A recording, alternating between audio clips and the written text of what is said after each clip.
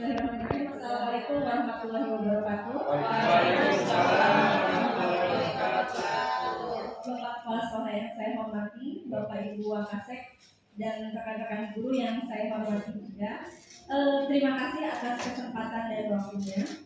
Pada kesempatan kali ini saya akan mencoba menyampaikan beberapa hal yang telah saya pelajari dalam program Guru Penggerak. Untuk kali ini saya akan menyampaikan diseminasi budaya positif. Bapak Ibu yang saya hormati, sebelum kita memulai pada inti penyampaian diseminasi ini, kita akan adakan permainan dulu. Tapi permainan harus berpasangan.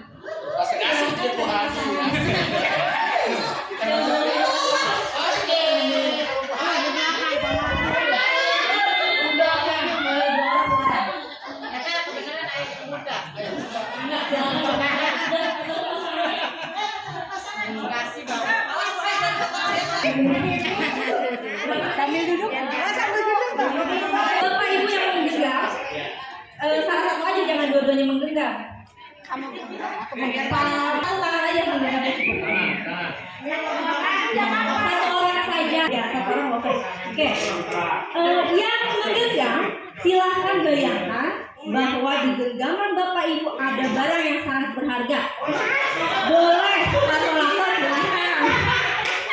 Boleh kunci BMW, sertifikat rumah, silahkan digenggam. Kemudian pasangan yang satu lagi berusaha untuk membuka genggaman pasangan lainnya. Jadi dengan cara apapun supaya si pasangan tangannya tadi bisa dipahami? Bisa. Saya beri waktu 10 detik. Siapa yang berhasil membuka kepalan tangan temannya atau yang tidak berhasil tidak apa-apa. Kita lihat apa yang terjadi. 10 detik ya. Saya mulai dari sekarang. 5, 4, 3, 2, 1.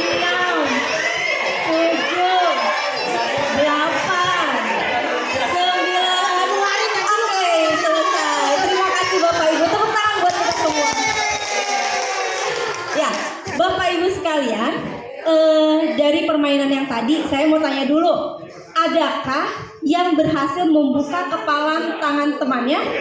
Ada yang berhasil nggak? Ada, oke.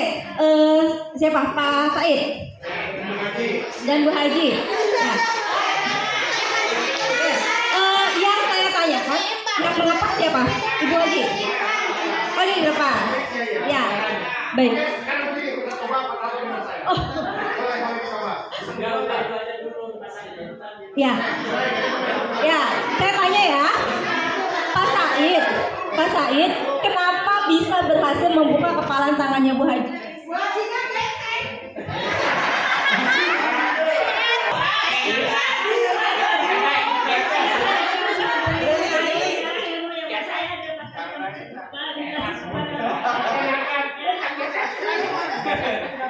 Menurut Bu Haji, karena saya mau memberikan ilmunya kepada Pak Said. Oke, baik.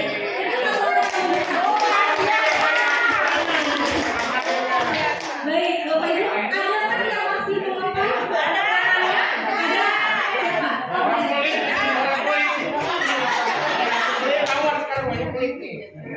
Dibuka ya, ya karena kekuatannya tidak seimbang. Iya, tidak seimbang. Ya, terima kasih. Sekarang pertanyaan buat penggenggamnya, kenapa Bapak tidak mau membuka kepalan tangan? Ya baik, mindset awal anggaplah itu kunci BMW. Kunci. Gak mungkin kunci BMW saya kasih ke orang. Sayang gitu, main cepet aja gitu. Kita aja sini ya. Jadi nggak ada. Iya, terima kasih. Karena barangnya sangat berharga, maka yang harus menguasai barang itu adalah saya, bukan orang lain, betul ya? Iya. Oke, terima kasih, tepuk tangan buat kamu. Dua-duanya benar? Kenapa?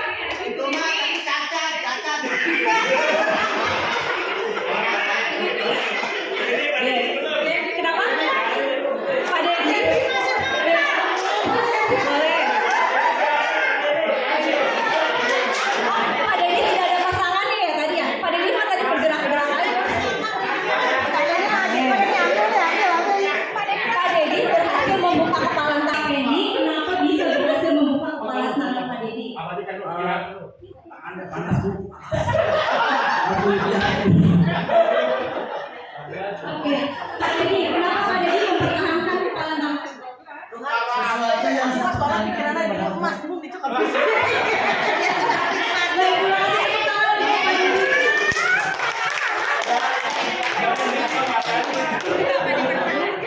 Ya.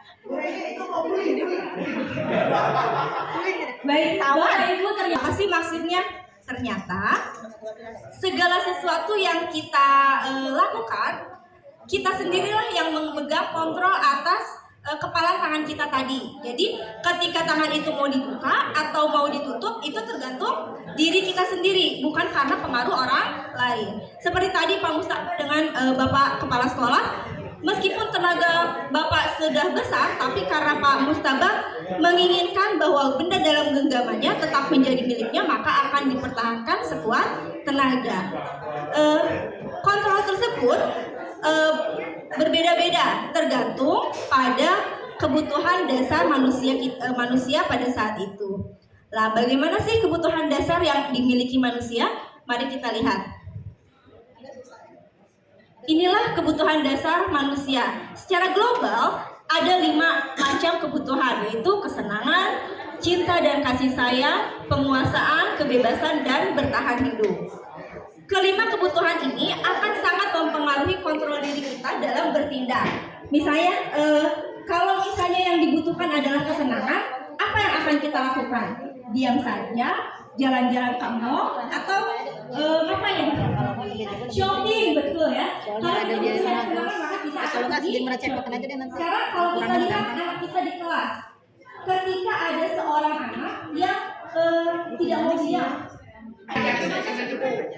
Baik, apa bedanya kebutuhan dan keinginan? Ada yang mau bantu saya menjelaskan apa sih bedanya kebutuhan dengan keinginan? Ya, oke. Oh, boleh, silakan Pak Jumadi. Harus psikologis loh. Tadi ada pertanyaan apa? Berbuat dengan keinginan. Ya. Karena saya sekarang berkeinginan untuk menjawab dari pertanyaan Said, tapi kebetulan ya karena ini saya tidak menganggap dibutuhkan, berarti keinginan saya tidak menjawab. Ya, kebutuhan itu dengan keinginan. Ini persepsi saya. Keinginan berasal dari kata ingin. Biasanya tingkatan levelnya itu lebih tinggi butuh. Kalau keinginan kadang-kadang itu bisa dipenuhi atau tidak. Ya, saya ingin itu, tapi hanya ingin. Tapi saya butuh itu. Nah, kebutuhan itu levelnya lebih tinggi, lebih kuat. Ataupun keinginan dan kebutuhan itu adalah sesuatu yang harus dipenuhi atau terpenuhi oleh orang tersebut. Cuma mungkin levelnya aja yang agak beda gitu. Jadi kebutuhan itu ini butuh kan gitu. Kenapa anak sekolah kan gitu? Karena butuh pendidikan kan gitu. Tapi kalau kamu mau sekolah nggak? Nah itu mah keinginan saya. Keinginan itu bisa terpenuhi atau tidak. Tapi kebutuhan biasanya levelnya lebih tinggi. Sementara mungkin itu saja. Lebih dan kurangnya mohon maaf Pak Said. Nah, bisa disimak di Google loh. Assalamualaikum warahmatullahi wabarakatuh. Ya, terima kasih Pak Jumadi atas penjelasannya. Benar sekali bahwa terdapat perbedaan antara keinginan dengan kebutuhan. Kalau kebutuhan itu lebih dasar sikapnya. Jadi suatu hal yang memang harus segera dipenuhi itu adalah kebutuhan.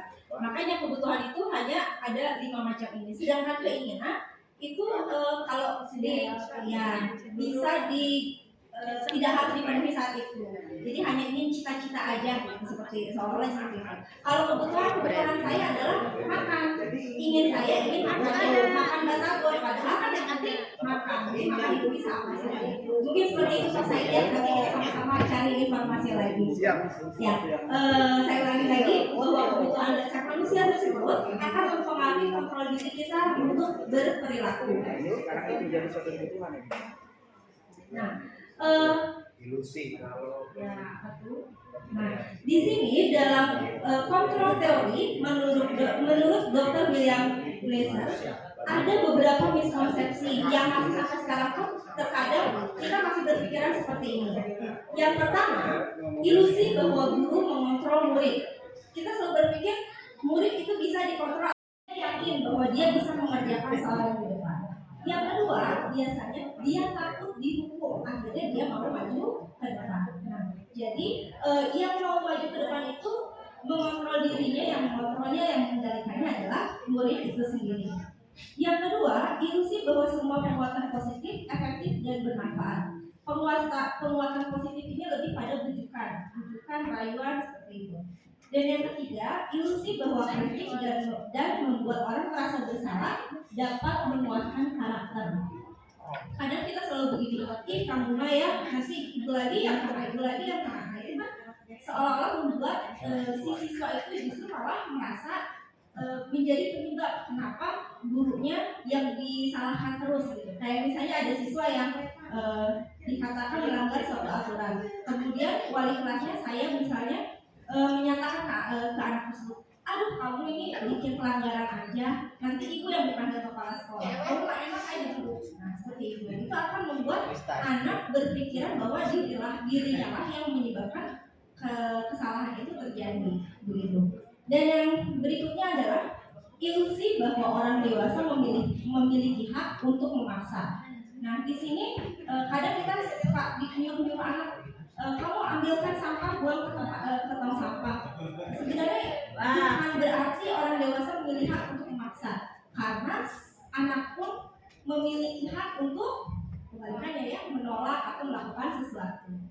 Bapak Ibu yang saya hormati, pada dasarnya di sini bukan atas keinginan atau kendali kita sebagai orang yang dewasa. Di sini yang perlu kita perhatikan adalah bagaimana cara kita untuk membangkitkan motivasi peserta didik untuk melakukan sesuatu yang positif atas dasar keinginannya sendiri. Jadi itu yang harus kita tingkatkan, membuat siswa termotivasi untuk melakukan sesuatu hal yang baik. Selanjutnya, paradigma stimulus respon dalam pendekatan yang biasa saya lakukan, saya pribadi lakukan itu mungkin masih yang awal, stimulus respon. Jadi ada sebab, ada akibat seperti itu.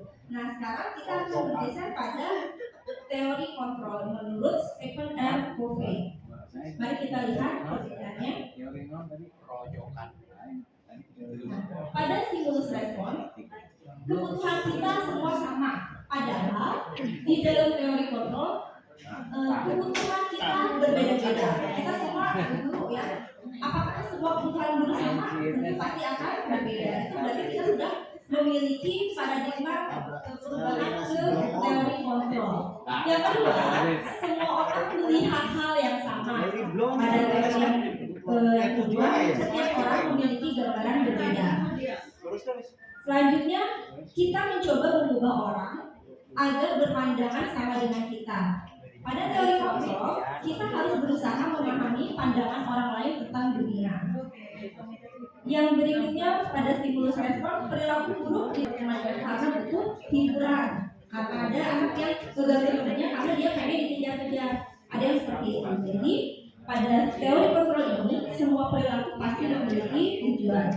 Berikutnya, dalam stimulus respon, orang lain bisa mengendalikan saya. Pada teori kontrol, hanya Anda yang dapat mengontrol diri Anda sendiri. Selanjutnya, saya bisa mengontrol orang lain. Dan pada teori berikutnya, Anda tidak bisa mengontrol orang lain. Kemudian, pemaksaan ada pada saat bujukan gagal. Dan pada teori yang berikutnya adalah bukan lagi pemaksaan atau bujukan, tetapi kolaborasi dan konsensus menciptakan pilihan-pilihan baru. Dan yang paling akhir ini yang mungkin lebih terlihat lebih berbeda ya. Kalau pada stimulus respon pasti ada satu yang menang, satu yang kalah. Sedangkan pada teori kontrol kita harus memikirkan bahwa dua-duanya itu harus menang. Jadi win-win solution seperti itu. Nah, kalau kita sudah memahami tentang teori kontrol, maka akan terbentuklah disiplin positif yang akhirnya tercipta budaya positif di sekolah. Jadi bukan lagi sebuah pemaksaan, tapi berupa ya, kesadaran. Tangan dong buat Bapak Ibu hebat. Sadar dulu. Betul sekali. Nah, tadi ada kata-kata disiplin. Masuk kurikulum itu sadar. Ya. Nah, disiplin positif ini ternyata sudah ada dari zaman dulu. Salah satu kutipan dalam sadar dewasa. Jadi menang bahasa aja. Iya. Di mana ada kemerdekaan, disitulah harus ada disiplin yang kuat. Disiplin itu bersifat self disiplin. yaitu kita sendiri yang mewajibkan kita dengan sekeras-kerasnya. Jikalau kita tidak cakap melakukan self disiplin, wajiblah penguasa lain mendisiplinkan diri kita. Jadi intinya harus ada disiplin dari dalam diri sendiri. Kalau tidak bisa, maka orang lain yang harus membantu mendisiplinkan kita. Nah, disiplin sendiri berasal dari bahasa Latin disiplina, artinya belajar. Nah, dalam disiplin positif ini ada tujuannya, yaitu menanamkan motivasi yang ada dalam diri murid menjadi orang yang mereka inginkan dan menghargai diri sendiri dengan nilai-nilai yang mereka percaya. Untuk melaksanakan disiplin positif ini tentunya diperlukan motivasi intrinsik, motivasi yang berasal dari diri sendiri. Motivasi ini sebagai bentuk kontrol diri dalam mencapai tujuan kuliah. Dan tujuan kuliah mengarah pada nilai kebajikan universal. Jadi nilai kebaikan yang sudah umum di mana-mana. Di Indonesia sendiri terdapat nilai kebajikan yang sekarang digembar-gemborkan, yaitu apa coba? Profil pelajar Pancasila. Nah, di situ ada beberapa nilai-nilai kebajikan. Sebenarnya nilai kebajikan ini sangat banyak. Saya hanya mencontohkan dua saja. Yang pertama dari profil pelajar Pancasila ada 6, kemudian BO Primary Years Program atau PYP. Sikap murid yang diharapkan adalah demikian. Apakah selain ini ada nilai kebajikan universal yang lain? Tentu sangat banyak. Nanti bisa dilihat kembali di internet ya. Baik, kita lanjutkan. Nah, Diane Gosen dalam buku Restructuring School Discipline menyatakan ada 3 motivasi perilaku manusia. Yang pertama, menghindari ketidaknyamanan atau hukuman. Seperti misalnya saya gitu ya. Saya pribadi kalau sekarang kan udah ada absen online ya, saya harus cepet-cepet nih supaya saya bisa absen online karena takut gajinya dipotong misalnya seperti itu. Akhirnya harus absen, jadi motivasi itu yang timbul karena saya takut ada hukuman berupa pemotongan gaji. Itu bukanlah motivasi dari dalam diri, tapi ini termasuk motivasi ekstrinsik dari luar. Kesadaran. Iya betul. Yang tadi kurang sadar ya. Yang kedua, mendapatkan imbalan atau penghargaan dari orang lain. Misalnya saya datang pagi, tapi niat sayanya beda. Saya datang pagi supaya saya dikasih reward, ucapan selamat, atau misalnya dianggap wah hebat, datangnya pagi terus. Nah itu juga sama motivasi ekstrinsi juga. Yang harusnya adalah yang ketiga, menjadi orang yang mereka inginkan dan menghargai diri sendiri dengan nilai-nilai yang mereka percaya. Mungkin saya ambil contoh misalnya Pak Ustadz Afendi ya, beliau selalu datang paling pagi karena ketika ditanya saya memang dia selalu seperti ini benar-benar dari dalam hatinya sendiri. Jadi keinginan untuk selalu, iya, kesadarannya sudah sangat luar biasa. Itulah motivasi intrinsik. Nah, selanjutnya adalah penghargaan, hukuman, konsekuensi, dan restitusi. Konsekuensi. Ya, apakah kita pernah melakukan ini semua? Pernah. Saya insya Allah pernah ya. Penghargaan, kita pernah memberi penghargaan?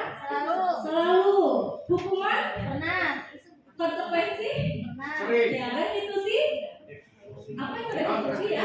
What the meaning? What the meaning? Yang baru restitusi. Restitusi. What the meaning? What the meaning? Oke. Saya akan membahas nanti apa ya. Penghargaan, apakah penghargaan itu baik? Baik. Menurut Bapak Ibu, penghargaan itu baik nggak? Bagus nggak? Bagus. Bagus ya. Hanya untuk beberapa waktu tertentu saja. Nah, ternyata yang pertama, penghargaan itu bisa menghukum, dihukum oleh penghargaan. Ya, gimana ini? Ada pengaruh jangka pendek dan jangka panjang. Misalnya kalau saya di kelas dulu, saya selalu begini, anak-anak yang aktif membuat kesepakatan belajar ya, anak-anak yang aktif di kelas ibu berikan poin. Mungkin pada saat pembelajaran saya, dia akan semangat aktif ya, bertanya, menjawab, mengerjakan soal dengan tepat waktu. Namun apa jadinya pada jangka panjang? Ketika tidak diajar oleh saya lagi, mungkin saja anak itu jadi tidak aktif, dan nggak dapat nilai, dan nggak dapat poin. Udahlah saya mah biasa aja. Nah itulah yang artian dihukum oleh penghargaan. Yang berikutnya, penghargaan tidak efektif itu bagaimana? Ketika begini, misalnya ada lomba lari, atau misalnya ini ya ada atletik gitu ya. Saya lomba lari dengan atlet di SMP 2. Kalau atlet pasti akan yakin dirinya bisa, sedangkan saya nggak bisa lari. Saya pasti bilangnya gini, ngapain lah saya lari cepet-cepet nanti juga kalah. Nah, itulah ketidakefektifan dalam pemberian penghargaan. Jadi akhirnya membuat orang itu rendah diri. Saya mah nggak bisa, ya udah nggak usah aja. Enggak begitu. Oh, nggak gitu juga ya. Kan larinya lari nyata. Selanjutnya merusak hubungan. Nah, bagaimana penghargaan bisa merusak hubungan? Sama seperti ketika ada rankingan, ranking 1, ranking 2. Nah, akhirnya apa? Ketika ada yang tadi disebutkan rankingan itu sekarang tidak boleh, gitu ya. Karena orang yang ranking 1 pasti dia akan lebih bangga, euforia, berbeda dengan orang yang tidak mendapatkan ranking. Akhirnya orang yang tidak dapat ranking ini atau tidak mendapatkan hadiah, dia akan itu mah begitu, dia mah dapat ranking, saya mah enggak, udahlah nggak mau teman. Nah, seperti itulah salah satu cirinya ya. Jadi akhirnya merusak hubungan. Yang berikutnya, penghargaan mengurangi ketepatan, kemudian yang menurunkan kualitas dan mematikan kreativitas. Ini ternyata sudah dibuktikan dengan berbagai riset.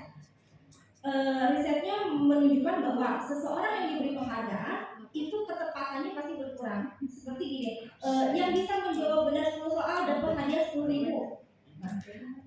Orang yang dari riset tersebut, orang yang mendapatkan penghargaan seperti itu, ada iming-iming hadiah, itu justru yang banyak menjawab salah dibandingkan sekelompok orang yang tidak mendapatkan reward. Kemudian kualitas juga sama. Orang yang misalnya kamu dikasih 10.000 kalau kamu bisa bikin judul skripsi 10 biji misalnya ya, itu akan kualitasnya akan berkurang kalau misalnya tidak ada lagi penghargaan. Jadi saya udah pernah dapat nih, udah pernah dapat 10.000, udah deh saya mah gini aja terus, seperti itu. Sedangkan untuk mematikan kreativitas pun sama, tidak jauh berbeda. Dia akan berusaha kreatif jika ada penghargaan. Kalau nggak ada penghargaan pasti nggak akan kreatif. Nah itu kan tadi penghargaan yang menghukum. Nah kemudian tindakan terhadap suatu pelanggaran pada umumnya berbentuk hukuman atau konsekuensi. Tapi dalam disiplin positif ini dikenakan istilah baru, yaitu restitusi. Mungkin di pengadilan seperti itu ya, akhir-akhir ini saya sering mendengar ada istilah restitusi hukuman. Nah ini seperti apa? Ternyata restitusi itu adalah proses menciptakan kondisi bagi murid untuk memperbaiki kesalahan mereka sehingga bisa kembali pada kelompok mereka dengan karakter yang lebih kuat. Ini menurut dosen dari tahun 2004. Lalu apa sih bedanya hukuman, konsekuensi, dan restitusi? Bisa kita lihat di slide berikutnya. Nah ini dia. Ada identitas gagal, ada identitas sukses. Kalau yang namanya hukuman itu sudah pasti identitas gagal. Sedangkan yang identitas sukses adalah konsekuensi dan restitusi. Untuk hukuman itu pasti sesuatu yang menyakitkan harus terjadi. Kalau untuk konsekuensi sesuatu terjadi, sedangkan restitusi itu merupakan pilihan. Kemudian pada hukuman tidak nyaman untuk murid untuk jangka waktu yang panjang, sedangkan konsekuensi tidak nyaman pada jangka waktu yang pendek, sedangkan restitusi justru menguatkan murid dalam waktu yang jangka panjang. Ketika hukuman, korban mendapatkan keadilan. Jadi kayak misalnya ada anak yang dicubit, orang yang disalahkan adalah orang yang mencubit. Nanti seolah-olah kita membela orang yang dicubit, padahal kan belum tentu yang dicubit itu yang benar ya, si korbannya itu belum tentu dia yang benar. Siapa tahu yang salah adalah satu balik ya, belum tentu yang mencubit itu yang salah ya. Siapa tahu juga dimulai dari si korbannya dulu. Karena kalau kita ledek-ledekan, habis itu dikejar dipukul yang meledek, padahal yang duluan ya meledek itu. Nah, pada dasarnya apa perbedaan hukuman sama konsekuensi itu hampir mirip. Mungkin dari bapak ibu ada yang sudah tahu duluan, saya yakin sudah tahu sih apa bedanya hukuman sama konsekuensi. Apakah bapak ibu suka menghukum? Kalau saya sih sering ya, apalagi sama anak sendiri. Misalnya gini, anak saya nggak mau makan, kamu kalau nggak mau makan besok nggak dikasih uang jajan, itu hukuman. Kalau konsekuensi begini, kamu hari ini tidak mau makan, ingat perjanjiannya apa? Ketika kamu tidak mau makan, maka untuk besok misalnya ya, uang jajannya pasti dikurangi. Lalu perbedaannya di mana? Kalau hukuman itu biasanya tanpa ada aturan yang jelas. Jadi dihukumnya kan tidak ada kesepakatan. Jadi tidak ada rencana ya. Satu arah aja, tidak ada kesepakatan antara dua pihak. Sedangkan kalau konsekuensi itu sudah pasti ada aturannya dan sudah disepakati, sudah tahu meskipun tidak disepakati ya, tapi sudah tahu. Jadi begitu. Kadang hukuman itu tidak masuk akal, irasional. Misalnya ketika sedang berolahraga, kemudian ada pot kena bola, wah kamu yang mecahin pot, nah itu hukuman. Dengan memberikan suatu bentakan juga berupa hukuman. Kamu mecahin pot, jadi kalau idealnya kan mungkin harus diganti, apa yang harus dilakukan pasti mengganti. Tapi kalau kamu mecahin pot, sekarang rumah kamu bersihkan kamar mandi, itu tidak masuk akal gitu. Ya mungkin seperti itu. Nanti kita bisa membaca kembali ya. Kita lanjut saja. Nah, ini perbedaan antara hukuman, konsekuensi, dan restitusi.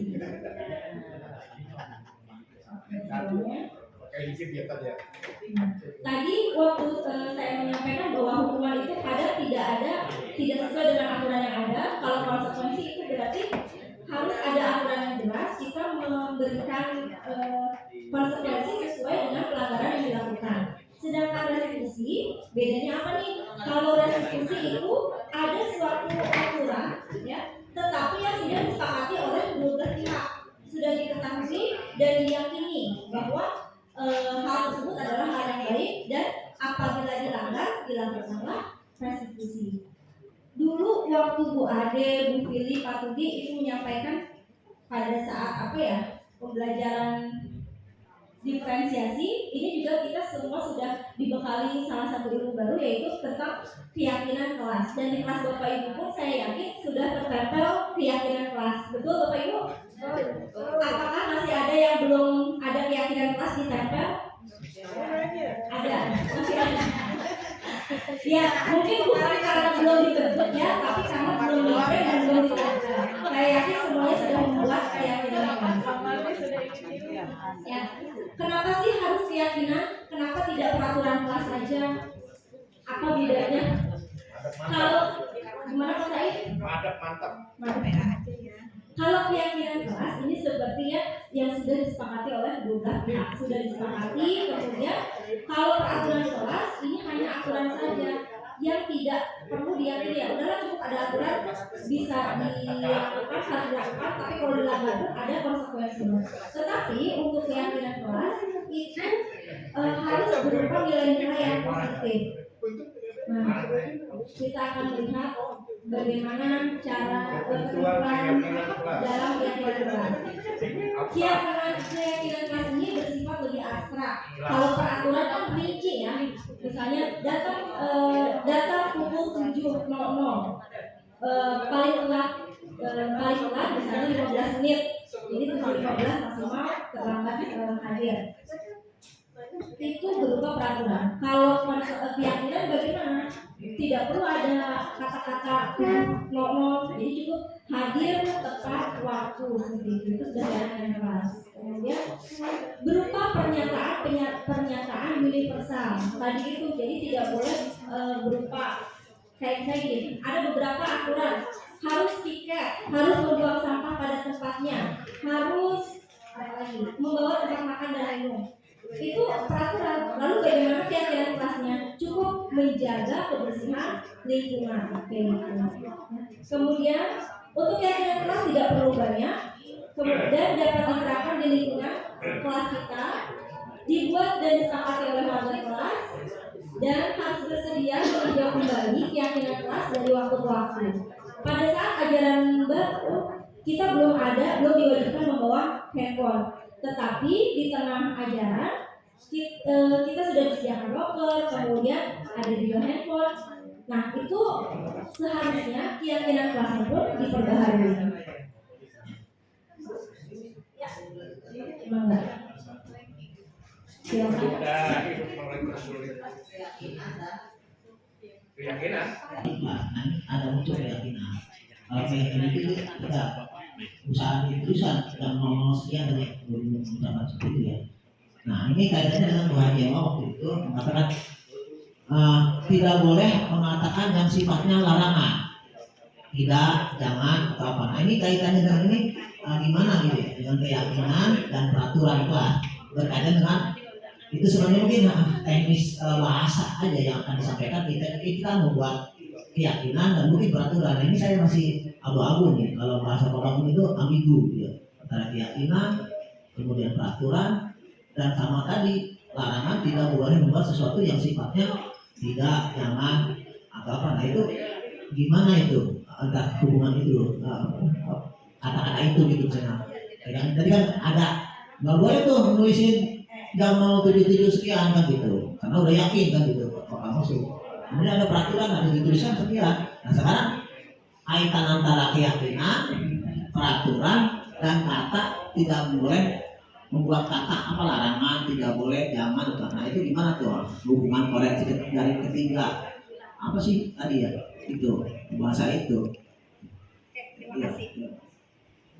Ya, terima kasih Pak Jumadi. Mungkin ada teman yang bisa bantu, Bu Haji Emma? Oh Bu Yani, boleh. Silakan Bu Yani. Tadi untuk peraturan sekolah itu kaitannya dengan kata tertib ya. Yang kita ada waktu-waktu dulu itu memang adanya kata tertib atau peraturan sekolah. Sebetulnya sudah untuk sekarang, apalagi sudah ke SMP 2 itu sudah ke sekolah penggerak, itu sudah harus tidak ada peraturan sekolah atau tata tertib sekolah. Ya, adanya itu harusnya berupa kesepakatan seperti itu. Jadi dari kata-katanya pun tadi lebih diperhatikan lagi, seperti tadi kata Bu Rini itu misalkan ada yang sering buang sampah sembarangan atau apa, itu hanya tinggal untuk kesepakatan itu hanya tinggal misalkan Kelas kita harus bersih. ya gitu ya, menjaga kebersihan atau lingkungan sekolah ataupun kelas seperti itu. Jadi kata-kata negatif yang berbau tidak itu tidak dianjurkan sama sekali untuk kesepakatan kelas. Misalkan dilarang merokok itu tidak boleh. Iya, pas, bagus. Dilarang buang sampah sembarangan tidak boleh. Siap, Pak. Iya, iya betul. Jangan ada Jadi jangan atau tidak boleh ada ya betul. Menjaga kebersihan lingkungan sekolah. Dilarang maling, bagus. Mas alat sekolah di rumah, ya Bu, itu yang dia. Kemudian untuk keyakinan kelas ini sampai untuk keyakinan kelas dari keyakinan kelas itu akan ada kesepakatan yang tidak boleh merokok di sini, jadi berarti boleh. mulai dari siswa itu sendiri, kemudian nanti disepakati bersama-sama dengan wali kelas, dan keyakinan kelas itu nanti akan diketahui oleh seluruh warga kelas tersebut. Misalkan kelasnya Bu Rini misalkan seperti itu, ya berarti harus diketahui oleh seluruh siswa tersebut dan wali kelasnya, bahkan guru yang mengajar di kelas kemudian kesepakatan kelas itu pun harus diketahui oleh bapak kepala sekolah sebagai pimpinan yang lebih. Terima kasih. terima kasih Bu Yani atas penjelasannya. Pak Jumadi bagaimana? Keyakinan apa bedanya dengan peraturan? Kalau keyakinan sifatnya lebih global ya. Jadi kalau yang rinci itu maksudnya ke keyakinan. Kemudian, bentar ya. Memang tadi benar tidak boleh ada kata tidak karena salah satu ketentuan di keyakinan kelas itu yang ketiga pernyataan dibuat dalam bentuk Kita nggak paham teman-teman saya termasuk saya yang nggak paham. Kenyataannya kadang-kadang kita nggak paham kan. Kalau memang begini masalah kebersihan saja, sebenarnya kita nggak paham bukan masalah kebersihan. Kita menyuruh anak bersih, tapi kita nggak bersih. Itu bisa introspeksi diri masing-masing lah, hal seperti itu. kita menyuruh anak bersih-bersih buang sampah seperti ternyata kita jadi adalah sumbernya kan gitu, sumber daripada itu tidak berikan contoh yang terbaik bagi anak. Itu kenyataan loh yang saya lihat di lapangan. Yang tadi itu di kita, nah itu yang agak rancu juga nah. Ini gimana ya? Memang untuk anak tersebut mungkin kita kan ada beberapa angkatan Bu ya. Di kita mah sama dengan yang lain. Di kita mah sudah tidak berbicara lagi masalah peraturan apa. Itu kan kita tiap tahun berjenjang. Mungkin anak yang kan ini kayaknya gantinya peraturan begitu ya. Apakah poinnya harus maksimal sekian gitu? Karena kan umum jadinya. Apakah ada dimensi yang sudah apa sih namanya ditentukan gitu, dimensi kebersihan, dimensi apa? Jadi peraturannya cuma 6 atau memang dari kita sendiri yang merumuskan atau memang nantinya sudah ada ininya apa ya koridornya lah kira-kira. Terima kasih ya. Terima kasih Pak Bangun. Yang mungkin sebelumnya menanggapi yang Pak Jumadi benar, tapi kita juga harus seperti itu. Nah itu tadi perlunya motivasi intrinsik. Jadi jangan sampai kita menyuruh mengatur orang kalau misalnya orang tersebut tidak berasal dari hatinya, karena akan berlakunya sementara. Nah yang kita diharapkan adalah adanya motivasi intrinsik untuk melakukan sesuatu. Masalah keyakinan, maksudnya ini ya keyakinan kelas atau keyakinan sekolah. Pernyataannya memang benar beriman. Di dalam beriman dan bertakwa itu banyak sekali dimensinya. Salah satunya adalah gaya hidup berkelanjutan. Nah itu juga dalam beriman tersebut sudah ada tuh menjelaskan tentang kebersihan dan lain sebagainya. Nah lalu bagaimana keyakinan kelas tersebut diketahui secara umum? Kalau kita sudah menentukan keyakinan kelas yang disepakati bersama, nanti kita akan menelaah keyakinan kelasnya.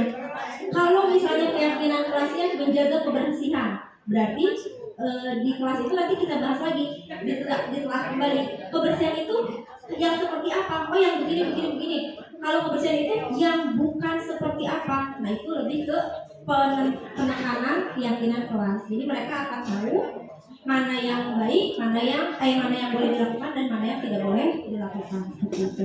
Mungkin kurang menjawab, tapi nanti beriring waktu mudah-mudahan kita sama-sama belajar supaya lebih memahami tentang keyakinan kelas.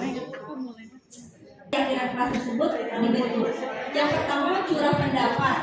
Anak-anak diajak menyampaikan pandangannya kayak saya. Kalian pengen kelas kalian kayak apa? Itu sudah tersusun oleh siswa. Kita globalkan. Kalau harus buang sampah, harus bawa tempat makan minum dari rumah, harus tiket. Berarti itu secara global kita ubah menjadi kata-kata yang mengandung nilai-nilai kebajikan tadi. Salah satunya menjaga kebersihan kelas. Jika kata-katanya masih negatif, tidak boleh dilakukan, maka kita harus ubah dengan kalimat yang positif. Setelah itu baru menentukan nilai kebijakan atau keyakinan yang dituju. Lalu ditinjau ulang. Setelah ditinjau ulang, kalau sudah disepakati disetujui, wajib ditandatangan oleh seluruh warga kelas. Setelah selesai ditandatangan, barulah kita tempel di dinding. Tujuannya apa? Supaya semua orang melihat keyakinan kelas yang ada di kelas tersebut. Dan ini berlaku untuk siapapun yang ada di kelas. Kita lanjutkan. Nah ini contoh keyakinan kelas. Kalau misalnya dibaca, ini sangat global ya. Jadi kayak gini, sopan dan santun itu kan sangat banyak kata-kata itu apa dalam berbicara, dalam duduk, dalam menyampaikan pendapat itu harus sopan dan santun. Jadi tidak rinci, hanya kata atau kalimat yang global saja. Jadi yang universal. Oke, kita lanjutkan. Lalu kalau sudah ada keyakinan kelas, bagaimana posisi guru jika ada seseorang atau murid yang melanggar keyakinan kelas? Kira-kira kita harus apain kalau misalnya ada anak yang melanggar keyakinan kelas? Nah, untuk mengetahui itu kita harus lihat dulu. Kalau nggak salah ada video ya. Asik video. Nah, oke, ada video nih. Oke.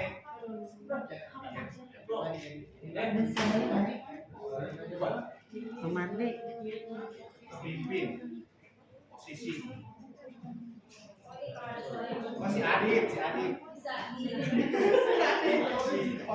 Ibu tolong pegangin ini. Yang ini.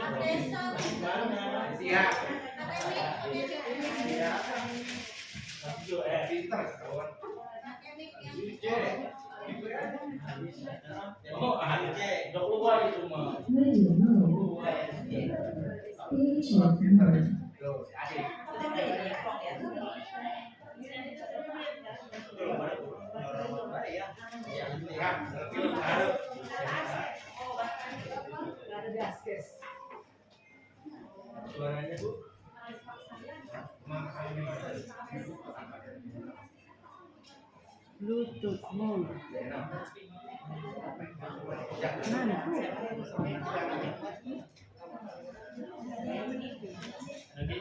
Udah tadi.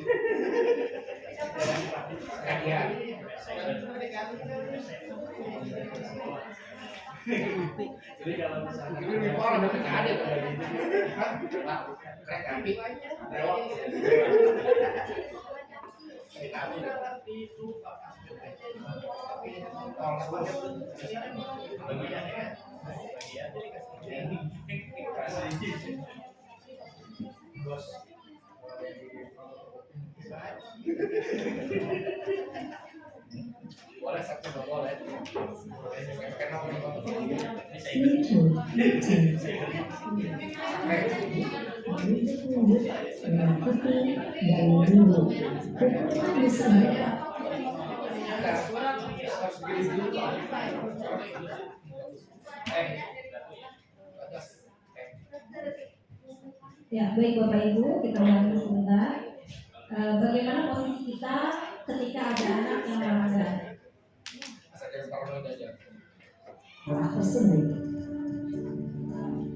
Langsung aja ya. Ini posisi pertama sebagai penghukum. Naran, sini kamu. Selamat pagi Bu. Selalu terlambat. Aduh, kamu deh pasti terlambat. Sabar buatan, sabar.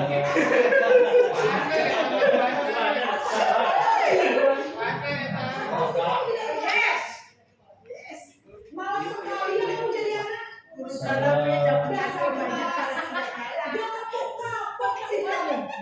Sudah berapa kali terlambat? Kamu keliling 2 kali. Kenapa? Kamu ngelawan ibu. Berani-beraninya jalan. Sudah terlambat, masih berani jalan pula. Ya beda Bu juga.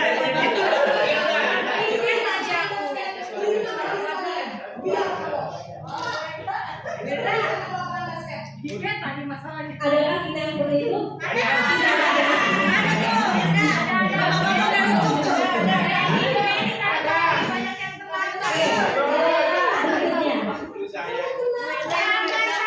Ini yang kedua. Ya Tuhan, Naren. Kamu senang ya bikin ibu susah ya? Senang banget. Masih senang ya bertemu papa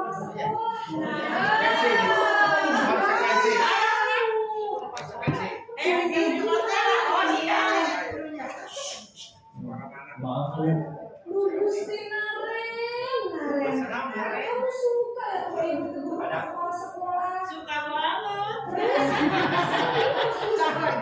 Absen. Ini kamu sudah sering terlambat loh. Ya, oke. Dari posisi yang kedua tadi, kira-kira posisi gurunya sebagai apa nih? Ingin anaknya merasa bersalah. Jadi gara-gara si anak itu nanti saya ikut sama kepala sekolah. Oke, kita lanjutkan lagi. Oke, mana ya? Buatan. Nah, ini dia. Nek. Wah, mau ditraktir. Apa Kak Ju? Kaset tutup. Soalnya dari traktir saya. Iya, nanti saya sama-sama kelas. Naren.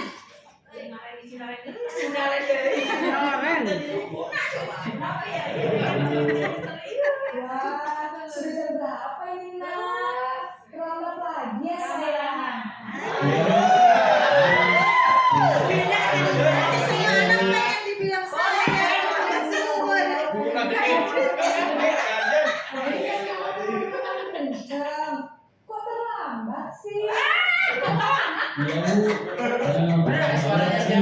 tetap jaga Bu. Wah, itu dibawakan batal.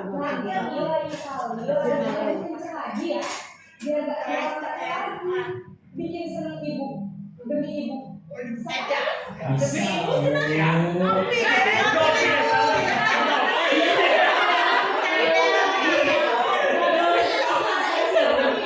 Kamu harus bisa gini dong. Dan dari kata-katanya tadi kelihatan ya, kayak siapa tuh?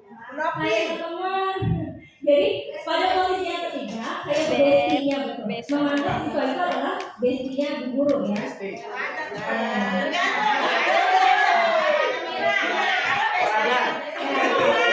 Bagian kanan saya, bagian belakang saya. Pokoknya semuanya wadah gitu.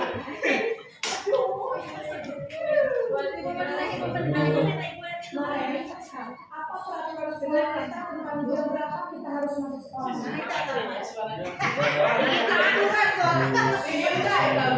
Kita ya betul. Sekarang sudah jam 7.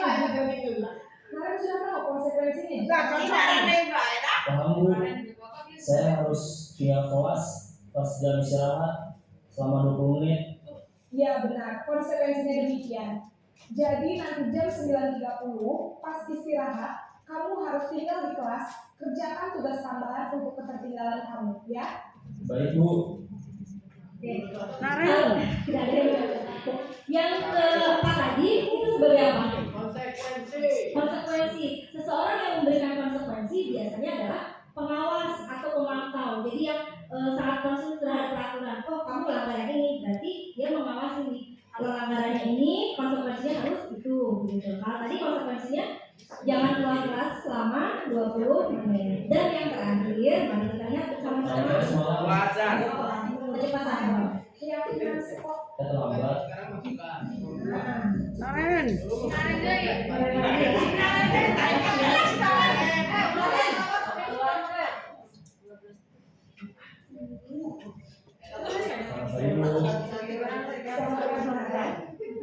Maaf Bu, saya terlambat.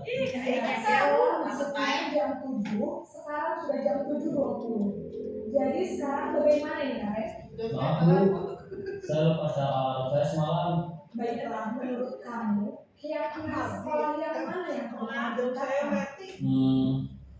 Menghargai diri sendiri dan orang lain mungkin ya Bu. Setuju. Jadi, apakah Naren meyakini prinsip saling menghormati tersebut? Iya Bu, saya meyakininya. Apakah Naren bersedia memperbaiki masalah pelambatan ini? Bersedia Bu. Bagaimana kamu akan memperbaiki masalah pelambatan ini? Saya akan coba untuk tidak lupa menyetel alarm saya Bu. Baik, kalau Naren pengendara alam di rumah, ada orang yang tidak bisa menggunakan Thomas. Ada Bu. Kata saya. Ayo Mak.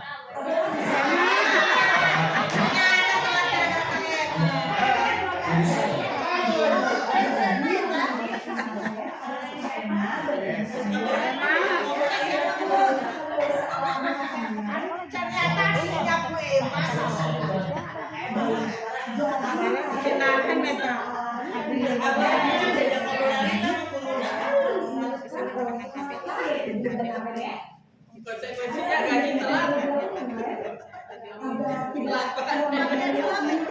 Tidak ada Bu. Terima kasih sudah sama kamu. Sekarang kamu boleh kembali ke kelas untuk belajar. Baik Bu, terima kasih. Ya, Bapak Ibu, itulah 5 posisi yang dimiliki guru. Tadi yang kita request saya review lagi dari awal. Yang pertama, waktu pas marah-marah, posisi guru sebagai penghukum. Yang kedua, rumah nanti ibu lagi yang dimarahin sebagai pembuat rasa bersalah. Yang ketiga, apa ya tadi ya? Oh iya, sebagai besti. Yang keempat sebagai pengawas. Dan yang terakhir ulang. Sebagai apa ya? Sebagai manajer yang bisa mengarahkan perilaku anak. Tapi tadi itu harus ada keyakinan kelas terlebih dahulu. Bapak Ibu, mari kita lanjutkan. Inilah posisi kontrol guru.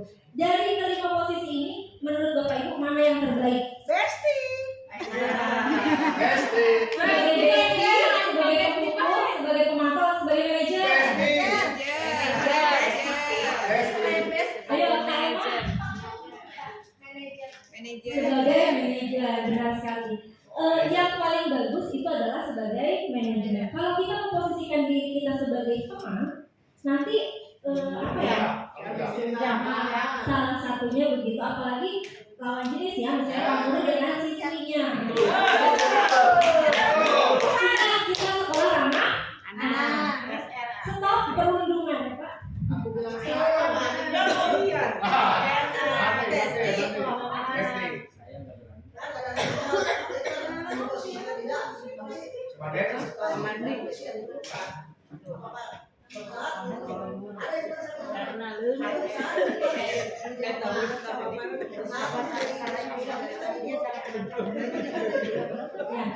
Ada satu kita harus menjadi teman. Dalam hal tersebut, Buka kok. Itu sudah video. jadi kalau posisi manajer itu memposisikan dirinya sebagai berbagai posisi. Jadi gabungan pemantauan sebagai teman dia, tapi sangat tidak dan pembuat masalah itu tidak. Tapi kalau manajer ini bisa di dalam manajer itu bisa sampai menjadi teman dan sebagai pemantau. Lebih konkret gitu. Oke, saya lanjutkan. Nah, tadi yang dilakukan oleh guru yang terakhir itu adalah sebuah restitusi. Jadi cara restitusi itu pendekatan untuk menciptakan disiplin positif. Dengan restitusi, anak ini jadi tahu apa sih yang harusnya, yang sebaiknya dia lakukan. Solusinya bukan dari satu pihak, tapi dari anak itu sendiri. Oke, berikutnya. Nah, ini keuntungan dari restitusi. Restitusi bukan untuk menebus kesalahan, namun untuk belajar dari kesalahan. Restitusi memperbaiki hubungan. Jadi terdekat ya antara guru dengan siswa. Kemudian restitusi menuntut untuk melihat ke dalam dirinya. Yang di bawahnya restitusi adalah tawaran, bukan paksaan. Seperti yang disampaikan tadi, apa yang bisa kamu lakukan bukan tawaran dulu, ada siswanya mau ngapain. Restitusi mencari kebutuhan dasar yang mendasari tindakan.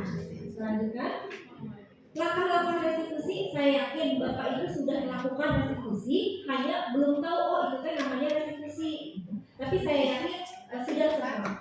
Yang pertama adalah menstabilkan identitas. Bisa dengan kalimat seperti ini.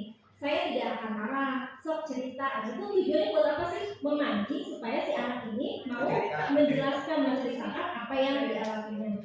Kayak saya, semua orang pasti pernah berbuat salah, kamu jangan takut. Kemudian, ayo kita bisa sama-sama menyelesaikan ini. Tidak ada manusia yang sempurna. Itu contoh-contoh kalimat dalam menstabilkan identitas. Jadi kalau anak itu berbuat salah, otomatis kan bilang takut segala macam. Nah, itulah tujuan kita supaya anak itu lebih stabil. Yang berikutnya, validasi tindakan yang salah. Jadi tindakan yang salah itu divalidasi. Kayak gimana caranya? Kayak misalnya ada orang yang memukul, kan nanti ditanya tuh di awal, kenapa kamu jangan takut? Silakan tadi saya pukul teman saya. Kita harus tanyakan memvalidasi. Kamu boleh mempertahankan misalnya keyakinan yang kamu pegang. Kayak misalnya dia diejek nama orang tuanya, lalu dibalas berhukum. Berarti kan dalam posisi lain si anak yang diejek ini tidak terima dong ya nama orang tuanya diledek oleh temannya. Nah, ini salah satu kalimat yang bisa disampaikan. Kamu boleh mempertahankan sikap itu, tapi kamu harus menambahkan sikap yang baik. Yang kedua, kamu pasti punya alasan kenapa kamu berbuat seperti ini. Tahapan yang ketiga yaitu menanyakan keyakinan kelas atau sekolah. Seperti, masuknyakkah kamu tentang keyakinan kelasmu, atau kamu ingin jadi orang yang seperti apa? Langkah-langkah restitusi ini tidak selalu harus berurutan 1, 2, 3 dan tergantung dengan kondisi anak. Jadi bisa dari mana saja dulu. Yang penting 3 langkah ini tercapai. Ya. Jadi mudah-mudahan kita bisa melakukan restitusi dengan lebih baik lagi dibandingkan yang sebelumnya. Insya Allah dapatnya win-win solution. Ya, inilah segitiga restitusi yang ada. Nanti mungkin bisa dipelajari lagi. Jika sudah ada tentang tadi kita sudah belajar ya mendengarkan tentang kontrol, kemudian motivasi intrinsik, keyakinan kelas, posisi guru dan restitusi. Ini semuanya mengarah pada suatu disiplin positif. Sedangkan disiplin positif ini tentu mengarah pada budaya positif. Apakah di kita sudah ada budaya positif? Sudah sangat banyak. Mungkin ini saya beberapa hal yang saya tuliskan. Inilah budaya positif yang sudah ada di SMP Negeri 2 Kegiatan INTA, JUPSI, olahraga Jumat, literasi, kemudian pembiasaan baris periksa kuku sebelum masuk kelas, menyanyikan lagu Indonesia Raya, berdoa sebelum dan sesudah belajar. Yang baru ya, bukan baru sih sebenarnya, mengulangi kembali pembiasaan membawa tempat makan dan minum. Dan yang tadi disebutkan oleh Pak Kepala Sekolah, menyambut kehadiran siswa itu pun sama, sebuah budaya positif. Kalau saya pribadi mungkin saat ini sedang digagalkan oleh sekolah, mungkin saya lebih menekankan pada yang paling bawah, yaitu pembiasaan membawa ikat makan dan minum dari rumah. Ya, Bapak Ibu, demikianlah determinasi yang kita sampaikan. Mohon maaf apabila banyak kesalahan, saya masih belum belajar. Mohon juga untuk masukan dan Keren banget.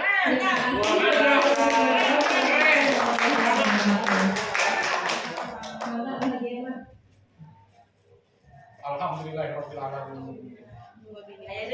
Alhamdulillah,